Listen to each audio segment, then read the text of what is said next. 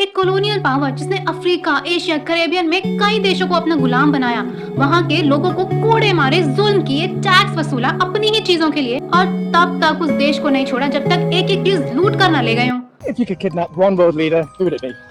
Oh, I'd take Putin into custody, hold him account for these war crimes, hold him account for what I saw in Bucha.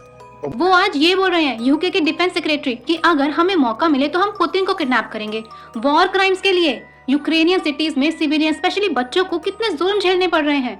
ये तो वही बात है, जिनके खुद के हाथ खून से रंगे हों वो दूसरों को इंसानियत का पाठ पढ़ाने चले हैं। इन्होंने खुद कभी माफी नहीं मांगी अपनी हिस्टोरिक गलतियों के लिए, बल्कि प्राउड फील करते हैं। बड़े बड़े म्यूजियम बनाया है इन्होंने अपनी लूट के लिए, खुलेआम प्रदर्शन करते हैं उन चीजों का कि देखो हमने तुम पे जुल्म कर करके क्या क्या लूटा तुम्हारे देश से। पर समझने वाली बात यह है कि ये मैसेज रशिया के लिए नहीं बल्कि ग्रीनलैंड के लिए है। इसकी जियोपॉलिटिक्स में साइकोलॉजी समझो। अमेरिका चाहता है ग्रीनलैंड पे कब्जा, जो कि डेनमार्क का ऑटोनॉमस रीजन है, और वेनेजुएला पर कब्जे के बाद यूएस को ग्लोबल क्रिटिसिज्म झेलना पड़ रहा है। और तो और ब्रिटेन ने भी इस पे क्रिटिसाइज किया है। पर क्या सच में यूके इन चीजों के लिए यूएस को कंडेम करता है? नहीं।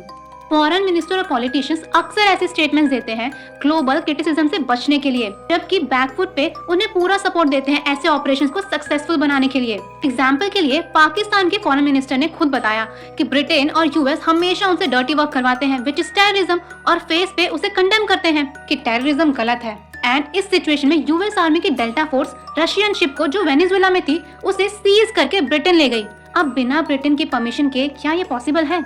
नहीं। तो बेसिकली ब्रिटेन सपोर्ट्स अमेरिका, पर फेस पर नहीं। अब अगर यूएस को ग्रीनलैंड पे कब्जा करना है तो वॉर तो होगी ही, एंड ग्लोबल क्रिटिसिज्म उन्हें एक मैसिव लेवल पे झेलना पड़ सकता है।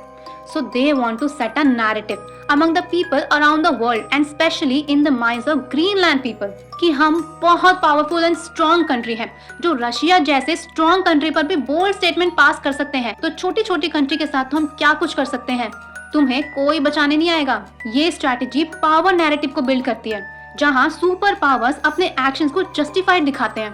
तो instead of war, Greenland voluntary अपनी मर्जी से बिना लड़े यूएस के साथ हाथ मिला ले, जिससे सांप भी मर जाए और लाठी भी ना टूटे।